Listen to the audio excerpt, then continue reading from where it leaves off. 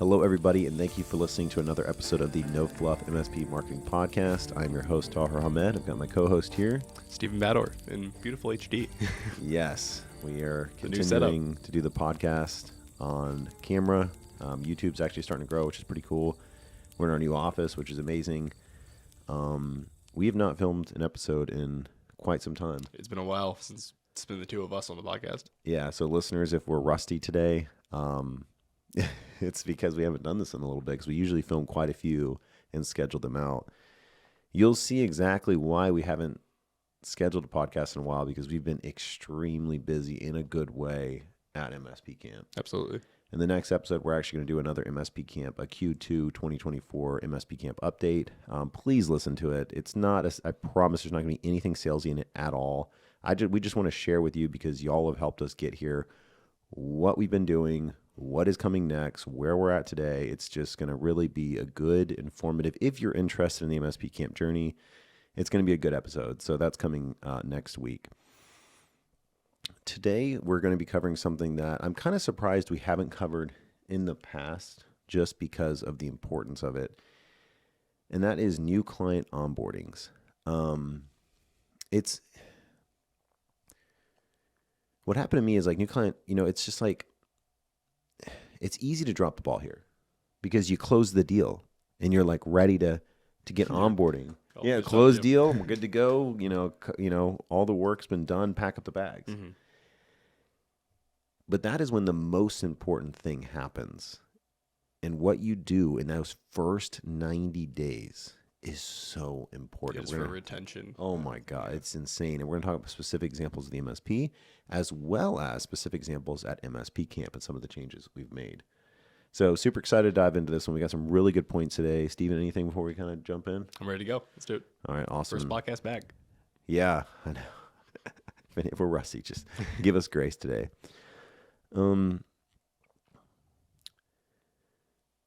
I want to give an example real quick. This isn't on onboarding, but it kind of frames things well. My first server sale ever, it was my first project where I sold it was like 20 grand. I was just like so stoked. I did a lot of work to get it, to that point. It closed. They were, excited about what was going to happen. And I converted the quote into a service ticket, and I moved on. And what happened is I said, yeah, the tech's got it. The tech's got it. They're going to figure it out. The client's going to be happy. All good. Weeks go by, and I hear back from that client, and she's like, I feel like we went on a date. I really liked you, and you ghosted me. Like, that was literally the statement she said to me. I was like, wait, what do you mean? And she's like, I did my job. But then... Yeah. I was like, what do you mean? She's like, well, we had this amazing meeting. I was so excited. Like, everything's good. I signed this $20,000 quote. I paid you $10,000 deposit. And then what? Nothing. Yeah. And that was news to me, because I thought I completed the service ticket, I put in the service ticket. I thought the team was working on it. Well, guess what? Your team gets busy. And we're all humans, and we need accountability. And if there's not a process to follow up, and in 24 hours, your team needs to reach out because this quote just came through. If there's not a process for the account manager to check after 7 days to make sure things are moving, that's going to happen all the time. Mm-hmm.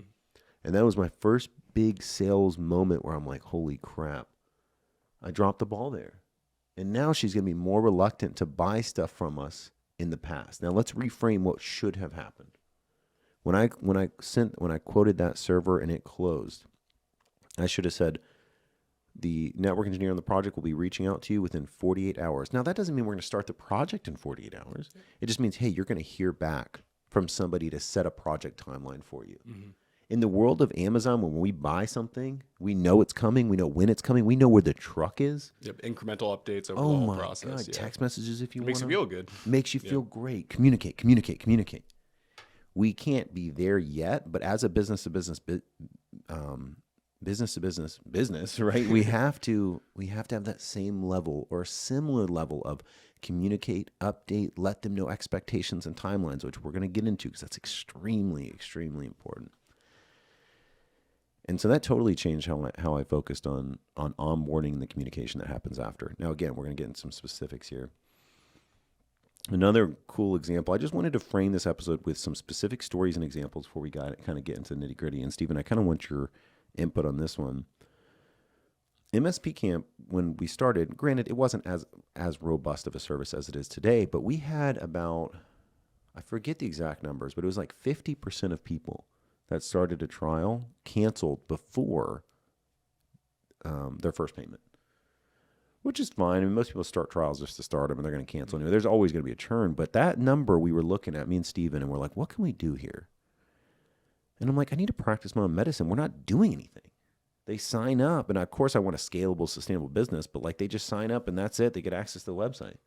And we realized like we're not eating our own dog food here. Mm-hmm. So we did two things, just two little things. The first one was a welcome email sequence that when they sign up 2 days later, they get a welcome from me, and then they get a weekly email for 6 weeks. That basically like none of it's salesy. It's all informational. What would I do? Getting started.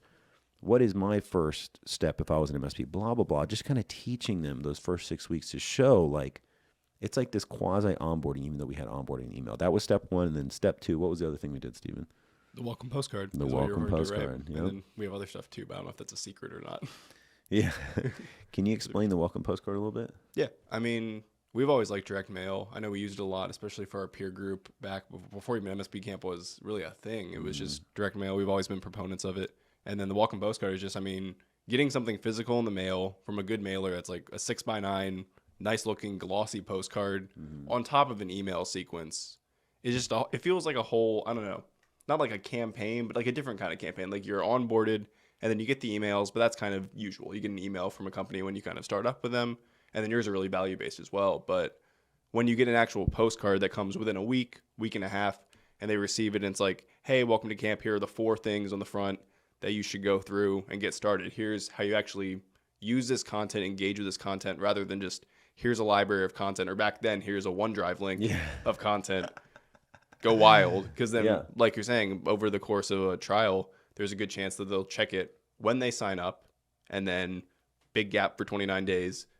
Forget their password, jump in, cancel, sort of thing. 100%. So the welcome postcard was just another touch point to get people to engage with it, and then it's just, I mean, we like direct mail, right? Yep. And on that postcard, it has me and Steven's face. We're waving to the new member. Because little cartoon versions. Well, yeah, and our real version, right? Our live action as well, because it's like people buy from people. They want to see who's behind this thing that they just bought, especially as more and more people are coming in cold. It used to be everyone came in from the podcast, but now a lot of people are coming from ads. So we have to show ourselves. Yeah.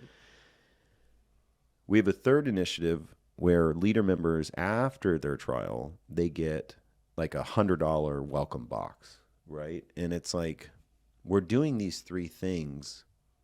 We could use direct mail for prospecting. One day we probably will, but it's also wonderful nurturing, and it's a wonderful welcome. Those 2 things. If I could summarize this entire episode in just this little segment, that took our churn rate. These are numbers. It's not anecdotal. We watched it change. It's logical, rational numbers from 50% made it through to 80% made it through with those changes overnight. So can you extrapolate out 30% of your clients over years that are staying on month after month because of these two initiatives within the welcome sequence? And that's the power of getting it right when you're onboarding. And so I just want to give those 2 specific stories as we frame the rest of the discussion for today. Anything else on that before we move on, Stephen? I think you nailed it. Awesome. So I hope that got you fired up to show, hey, this shit is not fluffy. This is not like, well, is it really going to move the needle? Absolutely 100%. Because we saw it happen, yeah. Now, one thing I see quite a bit is when I see other people talk about onboarding, it's very technical, which is extremely important. You got to have a technical checklist when you're doing onboarding. But then on the account management side and the sales side, it's like there's just too much. Like sometimes there's like 40 things that you have to do. And I'm like, that's not sustainable. Because when you're growing like us, when we're doing 1 or 2 onboardings a month, it's got to be sustainable. It's got to be quick, easy, and sustainable. It cannot be, because if you have 40 things, the minute you stop doing it for one client, you're just going to stop doing it. Yep. So I'm a fan of let's simplify what the account manager needs to do. Let's add it to that onboarding checklist, which we'll get to in a minute. So I want to talk about a book called Never Lose a Customer Again. And I just have 2 quotes from this. It's a wonderful book. You should absolutely read it, especially if you're interested and engaged in onboarding. Because imagine going through all that work and effort of getting a lead and closing it and then dropping the ball afterwards and they churn. It's a very sad, unfortunate feeling. We also really like referrals. And if you get the first 90 days right, your referral is going to go up significantly. So this is a quote directly from the book. I like to emphasize the first 100 days after the sale as a critical window for securing customer loyalty. Not because it's an exact timeline, but because it's easy to remember, short enough to maintain focus, and long enough to deliver value. The other quote, it's time to stop thinking B2B or B2C. The future of business is H2H. All businesses is ultimately the same because all business boils down to humans dealing with humans. I like to focus on a human-to-human equation because that is what matters most. To never lose a customer again, you must meet your customer, whoever they are, where they are in their emotional journey. And you hear us preaching that a lot. Business to business, business consumer. Why does business consumer do marketing so much better than business to business? It's not because we're marketing to different humans. It's just this weird, unrealistic guidelines that we've put on business to business that it has to be corporate washed. In this book, it does such a good job of emphasizing that first 100 days, right? And there's some specifics we're going to get into here, but if there's one thing, if you don't read the book, it's like those first 100 days will basically show how good of a relationship that's going to be for the rest of the client. So, one thing I want to cover, and this is going to help you close your close rate quite a bit. During the sales meeting, let the prospect know that you are going to be reaching out to the previous IT provider to get everything you need for onboarding. You know, I've heard people say not to do that because of liability or something. Like, I'm not sure how that could be a liability, but like that one thing just puts their mind at ease. Like if there's 2 things that help me during the actual sales process, I'm a marketing guy, not a sales guy. So I thought about like what marketing things can I incorporate in the sales meeting? And one is collateral, including the onboarding timeline. When they know what happens next, when they have that little document that's free on MSP Camp, or if you're an MSP Camp member, that little onboarding graphic, boom, bumped up my conversion rate. Keeps you like converting too. I guess what I'm trying to say is just like when it keeps you accountable. Is the word I was looking for. Yeah, because then they have the steps there. There's no hiding about. There's no like up in the air. Oh, we do this and now you're on the team, and then this happened. These are the 4 things that are going to happen. Yes. Here's how they happen, and then you have to make sure those 4 things happen. Like exactly. Yeah, because if you set that expectation and those things don't happen, because they can call you out directly on it. Yeah, like you said it here. Yeah. But the other thing, so that's a big one. But the other thing is like they're just scared. They're scared to fire their current IT provider. They don't know what you need, even if you tell them, I need your server admin credentials, I need global admin to your Microsoft 365 license, and I need to potentially clip your switches. You're like, I know these are the things I need from you, Mr. Prospect. They're like, I don't know what any of that means. You said some I'm words. Scared. Yeah. You said some words, and now I have a barrier. I have a barrier to closing. If there's one tip I can give you on the sales process, say, hey, don't worry. Like when you sign off, part of the onboarding is we reach out to your IT provider. We get the run book from them. We get everything we need from them. We coordinate directly with your IT provider so you don't have to worry about. The only thing you have to do is tell them, hey, we're moving to somebody else. Here's their number. And they're totally fine with that. Yep. They're already not happy with their IT provider. In fact, they're happy to have that conversation. So if you're not comfortable doing that, that's fine. You don't have to do that. All I'm saying is it for sure will help you close more deals. Yeah. I mean, it reassures me. I'm not even an MSP, but like hearing that where it's like, oh, we'll reach out to the other IT company is just, it's a nice little pat on the back. We know what we need. We're going to have to go through the process of getting it anyway. Like the client is just going to be put in the middle of this discussion. Just say, hey, don't worry, we got it. Mm-hmm. Now, you may already be doing this. You might be like, Taher, duh. But for me, it was an epiphany moment, and it helped literally my conversion rates go up. Okay, so we talked about checklists. If you know me, checklists they're gold. We have checklists for campaigns. We have checklists for onboarding. We have checklists. When you're onboarding, you have to have a checklist. Yeah.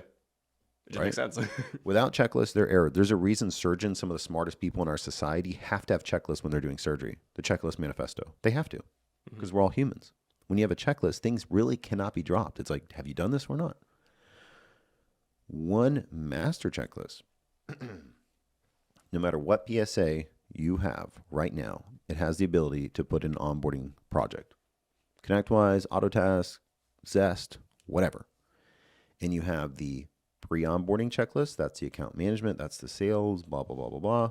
You have the onboarding checklist. Most of that is technical. And then you have the post-onboarding checklist, which is like, hey, we need to schedule the network and security view. We have everything ready to go for that meeting. So the account management checklist, it's super important that now you're going to, I'm not giving you everything you need. You're going to need to tailor it for you, but for sure, it's like, who's the billing contact? Have we told them how to contact us? Are they in our portal so they actually know how to use the portal? Most MSPs have a portal clients never log into. So what are the account management items that your account manager needs to be reaching out with on the client before onboarding really even begins? Do we have the ACH set up? Is it going to be monthly? Do we have their credit card set up? Blah, blah, blah, blah, blah, blah, blah. Is their onboarding fee paid? All the things before we even start onboarding. And here's the thing. When you have that and your account manager can start working on those things right away, it's incredible.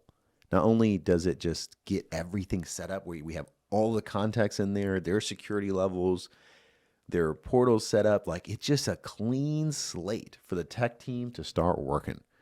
And not only that, but the clients freaking love it. When they get that welcome email that introduces them to your account manager and shows them how to log into the portal and gives them that contact card, it just makes them be like, I made the right decision. Warm, fuzzy feeling. Warm, fuzzy feeling. It's true. It's so true, dude. And all those things I just said, literally, if you're an MSP camp member, we have it all in the templates. Yeah. Like you don't have to do anything right now. Just go grab those things, right? And we talk about that in the course that's going to be coming out. But if you're an MSP camp member right now, Scout Plus, Ranger, Leader, whoever you are, all of that is in the template section. Go grab it and start using it like today. And change it. Don't just, you can use it the way it is, or you can change it however you want. Yeah. I just want to give you an example of exactly what we did. So that checklist, the reason it's one big checklist and not like account management has a checklist and tech has a checklist, it's like everybody can see where everybody's at. So the team can see where the account manager is on getting them up to speed. And then the account manager can check in on the project to see where the techs are on those checklists. Have we got the global admin account? Have we rolled out the RMM? Have the antivirus gone on? Have we upgraded them to business premium? Are the conditional access policies set up? Have we put the switches in access and point? Did we quote a firewall and is it in place? Did we quote MDR and is it in place? All of these things down that list, we can see the process. It either happens or it doesn't. Like with the checklist, it's as black and white as it is. Black as white. And the fact that people still don't do checklists, you need to put your damn pride aside. You need to get a checklist because you're not too good for a checklist. And there's still so many people doing it.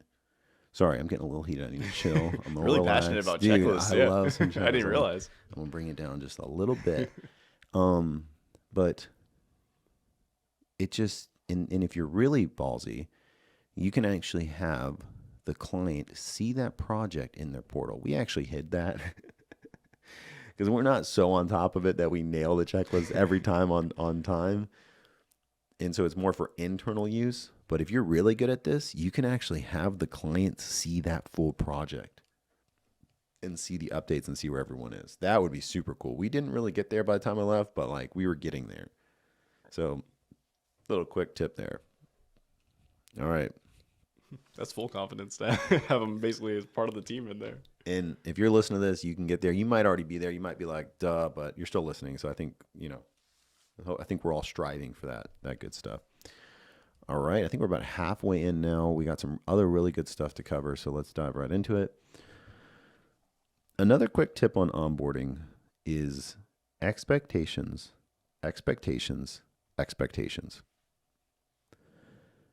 You can tell somebody that we cannot begin onboarding in 2 months and they're going to be fine with it. In fact, it'll probably help your close rate because of the scarcity involved.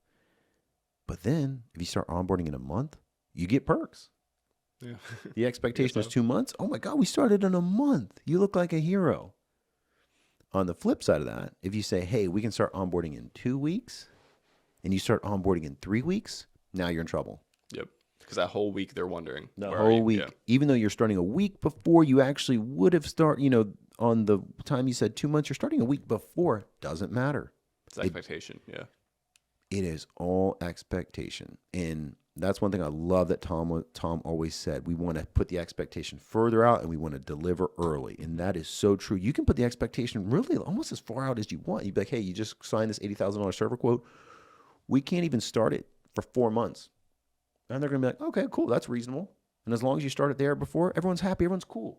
But if you're trying to close the deal and you're like, oh, we can start 2 weeks, but it takes a month, you're in trouble. Yep. So it's just so important we put emphasis on expectations, expectations, expectations. Do not be afraid in the sales meeting or even after the sale closes to say, hey, we cannot start onboarding for X number of time. I promise you, that will not get you in trouble.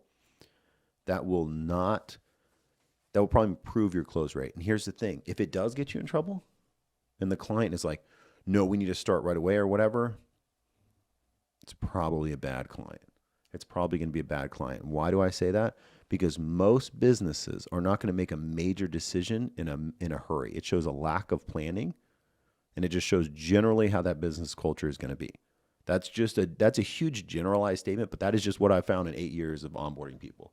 If they're in such a hurry that they're mad it's going to take a month before you can onboard, it sounds like a company with poor planning and potentially poor budgeting and everything else. Again, big generalized statement, but generally speaking, that's what I've seen. Does that make sense? Or yeah, no, it makes sense to me. Okay. All right, cool. We talked about the checklist. In our case at Alltech, it was a 54-point onboarding checklist. And you know what? I used that in the sales meeting. Like, I talked about that. Yeah. Because other MSPs are like, yeah, we're going to start onboarding. It's like, what does onboarding entail? It's like, oh, it's good stuff. We do a lot of good stuff. We roll out. We do it and it's good. Yeah. We do it and it's quite good.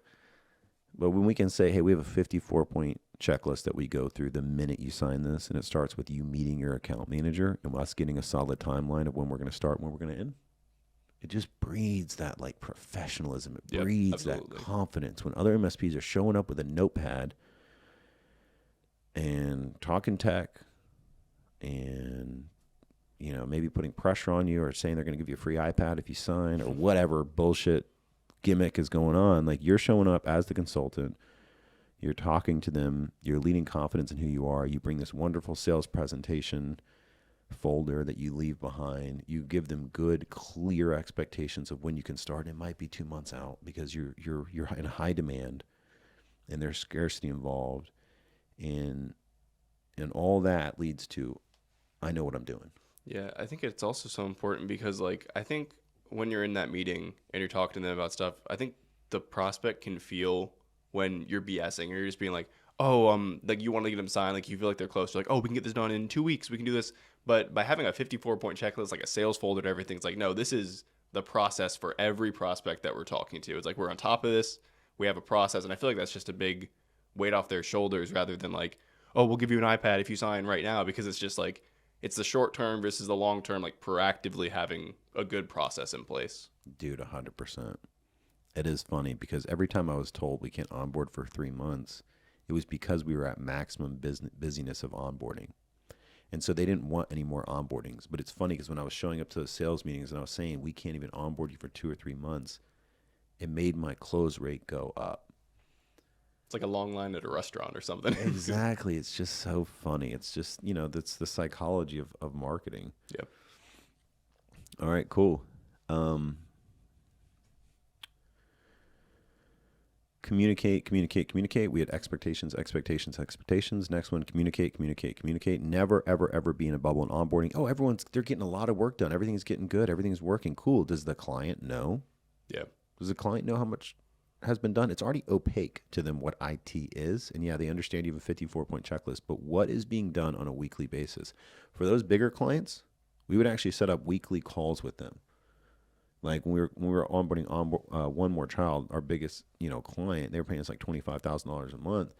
Every week we had a call with them during onboarding. I'm not saying you got to do that with every client because, again, back to sustainability, that ain't sustainable. But if you have a $10,000 a month client or more, go ahead and set up weekly calls with them.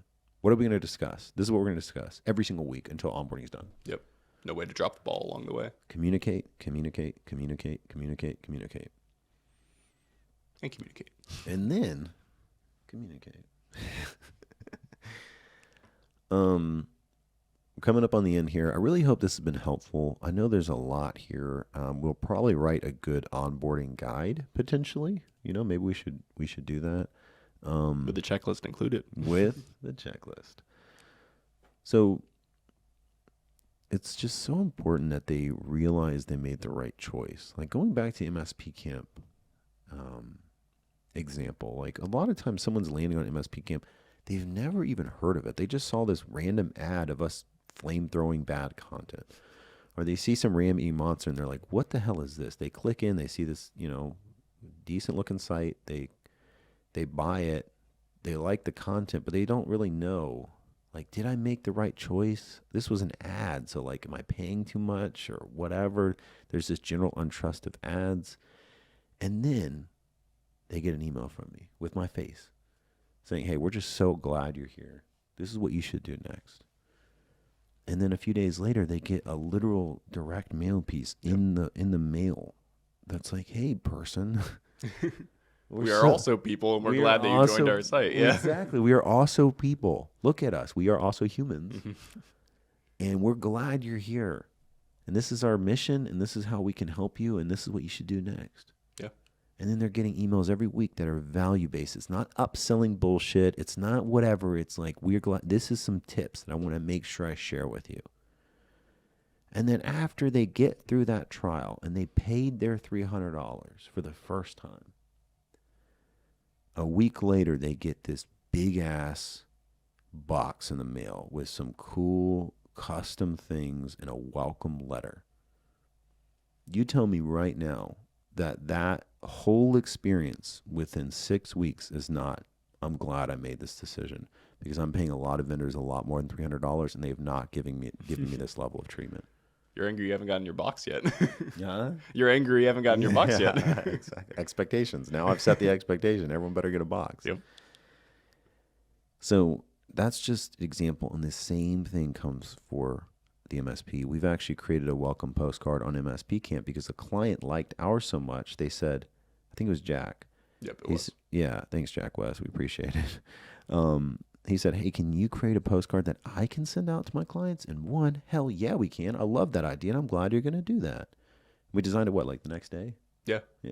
Because there's such a good, I don't know why, we didn't have it yet. So Totally. And all of that, automated. It's all automated, right? Like when someone signs up, the postcard goes to Stamp through Zapier, and they get that postcard. I don't care if they cancel or not. They're going to get the postcard either way. And then if they make it to trial, I get another Zapier in the Monday board that says, hey, send box to this address. Yeah, it's all in the setup, and now you don't have to think about it. Now you don't have to think about it. And again, it turns into a checklist. Ooh, full circle. There you go. Right? Now it's on a Monday board, which is a checklist. Have you sent this mailer out to this person yet? So I want you to stew in this a little bit. Like, I know maybe when you started this, you were expecting a step-by-step, this is exactly what you need to do. This is exactly what you need to say. This is the exact steps you need to take. And we could do that for sure. I could show you that. But I think you need to bring your own uniqueness to this onboarding experience. You might onboard clients differently. You may not have an account manager. You may have 2 account managers. You might be big. You might be small. So just take what we've said and what we're about to say and just make it unique to you. Make it a checklist and make sure it's sustainable. Don't download another 100-step checklist on the internet on onboarding. It's not going to happen. Yeah. It's got to be 5 solid steps from the account manager. When does this happen? At what point? And of course, in our case, we have a theme, so all of our things are themified during the onboarding. We say "Howdy Camper," and we have the woods and all the swag in the image, and the sign and all that. I think of Mike at Techie Geeks, and I kind of want to reach out to him, see what his onboarding looks like. I bet they get some type of superhero cape or some type of, I bet their contact cards looks like a beacon, right? Like, There's ways that we can take our brand and our identity and roll it into the onboarding where it's an experience. And when it's an experience, you get loyalty and you get real referrals and you get advocates. On LinkedIn, Giuseppe, when I posted about the boxes, he commented on there and he said, "I just got my box, exclamation point. I love MSP Camp, exclamation point, exclamation point." That's awesome. I would not get that. I mean, he's a business owner. He doesn't care really about $100 box. He can go buy all the shit for $100 on Amazon. It's not that. It's not the actual tangible value of the thing he's getting. It's the fact that we put the time, effort, and attention into building that correctly, sending it to him, and then he's now got it in his hand and said, "You know what? This reaffirms a decision I've made." And like, that's what we have to do as an MSP. And I promise you, dude, I promise you, or dudette, whoever is listening to this right now, I promise you this is something most MSPs are dropping. And most MSPs are only closing about a new client a quarter. So imagine only closing one client a quarter and then not giving them an experience. You're not crazy doing onboardings. Make that onboarding as good as it can possibly be, and it'll lead to more referrals for sure. Absolutely. The first 100 days. That's it. The first 100 days. Make those first 100 days amazing, and then we can move to annual technology business reviews or quarterly, and then we're doing great for you. You love us, ongoing, right? Which is what happens at MSP Camp. They get that first initial really amazing experience, and then I'm in the community helping them. I can jump on a call with them. They're getting the value from the content. It's not like we're doing something every quarter to make sure we reaffirm how awesome we are, although one day we might. Does all that make sense? Am I talking? No, I think you nailed it, yeah. Okay. I mean, obviously, I haven't been on the same sales side as you, but it's all, it is. If I received those things, if I was a prospect for an MSP, and they said, "Oh, this is all gonna happen," it's a weight off your shoulders. I said that earlier, but it feels good, especially the thing about, we're gonna reach out to your IT provider, get it all done, because it's they're the ones paying you the money for the thing. You being able to reassure them this thing is being done. Yeah. Here's the steps over the way. It feels like it reaffirms the purchase immediately, and if you can follow it up with a box or a direct mail piece, and it has your brand in it. I'm just kind of saying what you're saying, but it's big differential, massive. 100%. And here's a couple rapid fire things before we kind of conclude today. Speed round. A little speed round. Back to the making experience. Again, I know a lot of us want what the hell should I do? What are the exact steps I should do? But I think instead you need to spend 2 hours one morning just sitting there looking at the ceiling. Or the wall. And get a whiteboard or a notepad and just think about, with your MSP and your brand and where you are and your customers, what would the best, most sustainable onboarding look like for you? And you might want to pull in, I know this is going to sound sexist, but I'm sorry, it's just the reality. You might need to pull in a woman from your organization, because I always felt when I brainstormed with a woman, when it comes to these more touchy-feely, making the prospect feel good, they've always done a better job than me, because I'm just a dude, and I don't think about that as much as I probably should have. So if you have, if you're the CEO and you are a woman, you might kill this, or if you have a woman on your staff or even your wife. I just think, there's a reason that book, Women Are From Mars and Men Are From Venus or whatever, there is a reality that our brains are a little bit different, and women are just better at this kind of stuff than men in most cases. Again, generalizing, but in most cases, that's the truth. So as you go through this, get other perspectives as you're building this onboarding experience. Okay, so that's one. Really hope that didn't sound sexist. I hope no one gets offended by that. This guy. That's just what I've generally found. Women are better than men. All right, moving on. No, I'm just kidding. It's a weird speed round. Also, not very fast either. What are we doing? I know, my bad. All right, include breakfast for the whole office when the onboarding is complete. So when you're done with onboarding, bring everybody breakfast. Do Panera, do Dunkin', donuts. Do donuts. Our account manager did it all the time. He loved it, and he had it was some fun, and he always brought some back too. And it's do that, make them feel, oh, I get to see this person again. Back to that postcard with their faces on it. Oh, this is real people. They're local. They're here. Blah blah blah. Train the whole office on getting to know you. So you might even have an all hands meeting, which we've done for our larger clients, where it's after onboarding's done, We showed them, what does the quarantine report look like? What does your ongoing cybersecurity look like? How do you contact a team? Here is your like main people that you're going to be dealing with, blah, blah, blah. And we would try and get all people from the staff on that call, and they loved it. And it was just like a PowerPoint. It was a getting to know all tech. Okay, here's another one. Sorry, Steven. Am I sucking up You're the all air? good. Keep going. All right. Mouse pads get a bad rep in the MSP community. It's like, oh, mouse pad, cliche, mouse pad. It's like, I know, but MSPs are not actually giving out mouse pads. They're just talking shit about giving out mouse pads. You should absolutely 100% be giving out custom branded mouse pads to every one of your clients. Branded smartly, absolutely. Yep. 100%. People love saying that mouse pads are cliche or pens are cliche or whatever because they don't want to spend the money to actually get them made. That's what I like. So yes, definitely actually print mouse pads and actually give it out to your clients when onboarding. Don't listen to all the naysayers saying it's cliche because sure, even though it's all cliche, these mouse pad haters, it's awesome. So do that, and then do that. Give out contact cards. Again, this is all on MSP Camp. Mm-hmm. You can print these like contact cards. They're like flashcards. Yeah. Great design. And then you can put the contact stickers, as long as the client's okay with it, on all of the computers. So now when somebody's onboarding with you, you've got a contact sticker with, hey, this is how you contact us, with your brand. They've got mouse pads with your brand, right? They've got contact cards that they physically are holding. There's a trend here. With your brand. Yeah. And it's like, and here's the thing. It is not salesy. It is not pushy. The client that's paying you $5,000 a month now is like, hell yeah, you can do that. Our mouse pads suck.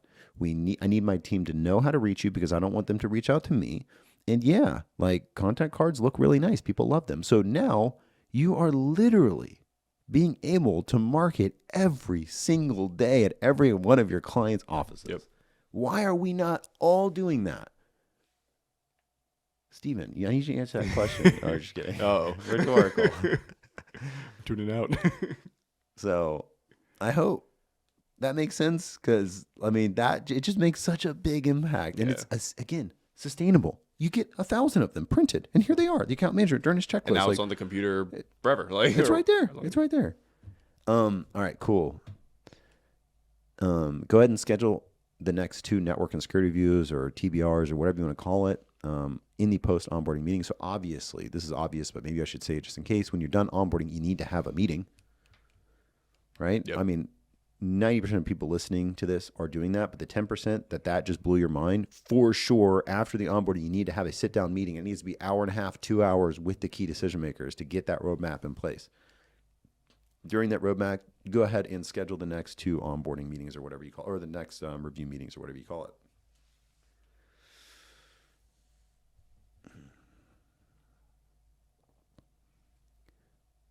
Wasn't very rapid fire, was it, Steven? But it was good, you know? Okay. Medium fire, but good value, so I think we can even it out. Okay. Is there anything that you wanted to hit on this before we kind of wrap up? I think you nailed it. I mean, it's just the value add of really having this onboarding process ironed out. And like I've mostly just seen it from the way we've done it at MSP Camp. But I mean, we've seen it, like you said, like it's a night and day difference where nothing else happened in that time frame for it to change that significantly. Yeah. But just that extra, I mean, here's a postcard, here's an email sequence that keeps you engaged. It can make such a big difference. And so just think about what it could do for your MSP if you really go through and work with it, get your account manager involved, make sure there's nothing dropped in the ball of where, oh, you're onboarded, now the tech team has you, and it's added to the queue of other onboardings that just happen. Yep. Like 100%. You'll get more things done. 100%. And I know why MSPs struggle with this because we really want to grow our business. And when we close the deal is closed. And most likely that client is not going to, when they sign, most likely they're not going to leave you. The lifetime value is very, very high. Mm-hmm. So you're like, well, why would I put so much emphasis on this onboarding experience if they're going to stay with me anyway, most likely for 3 to 7 years? And that is why most likely we're not putting enough emphasis on this. But when you can make that an experience and you can build true advocates, that's when your brand grows. That's where the referrals come in. You get more referrals. That's when you get happier clients that deal with you, because if they had a bad onboarding experience, they get pissed easier. When they had a good onboarding experience, they're willing to give you grace. And so there's so many positive externalities of getting this process right outside of just client retention. Because if it was just client retention, it's like they're going to retain anyway. Yeah, but what about all the other positive stuff we're missing out on? And that's why we need to put emphasis here. Okay, I think I've gone hard enough. Steven, I've basically just had you here to watch me rant, so I do apologize. It was a good rant. Okay. Glad to be here. And I do, seriously, for the listeners, I hope that was helpful and informative and not just me yelling at you. Thank you so much for listening to the podcast, whether you're an MSP Camp member or not. Just getting as many listens keeps us motivated to keep coming out with as good as we can. So thank you for listening. Seriously. Thank you for leaving us a review. Thank you for recommending. I was on Reddit the other day. This is like one of the greatest things ever. I'm just scrolling on Reddit. Someone asked about marketing sales for MSPs. Obviously I click on it. In the top post was someone like, the first thing you need to do is listen to No Fluff MSP marketing, That's awesome. For a general framework and blah, blah, blah. And I was just like, this is the greatest thing in the world. And I just said, thank you so much for listening to the podcast. Smiley face. Because it is really the greatest. And we appreciate you guys a lot. Anything else before we wrap up, Steven? Do we have a challenge of the week? Yes, we do. Let's move to challenge of the week. I was trying it together. Oh, let's move on. let's try again. Ready for challenge of the week. Challenge of the week. This will be a work in progress. We're rusty. Test your might. So you're saying we can't actually play the Mortal Kombat theme song? We don't have the budget. All right, Steven, it's on you.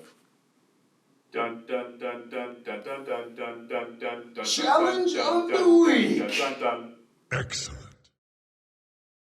All right, challenge this week is kind of what I said earlier. Sit down and stare at the wall or stare at your ceiling for 2 hours in a meditative state to understand what you liked, what you didn't like about the last few onboardings you've done, and how can you turn your onboarding outside of a technical checklist, which you probably already have.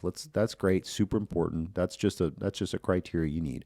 But outside of that, from a customer loyalty engagement perspective, how can you make your onboarding at your MSP a true experience? And just give it, literally put 2 hours on your calendar. That is all you will need. No distractions, and you will map out the perfect onboarding experience for new clients. I have no doubt about that. You've built a business. Obviously, in this episode, we're talking more to the owners and the marketing people. But if you're the marketing person, you can have a massive impact on this too. So I would say that's the challenge. Hope you come up with something awesome. I know you will. And we will see you on the next one. Yep. Thank you for listening as always. And watching. And watching now. All right. Bye, y'all. Bye.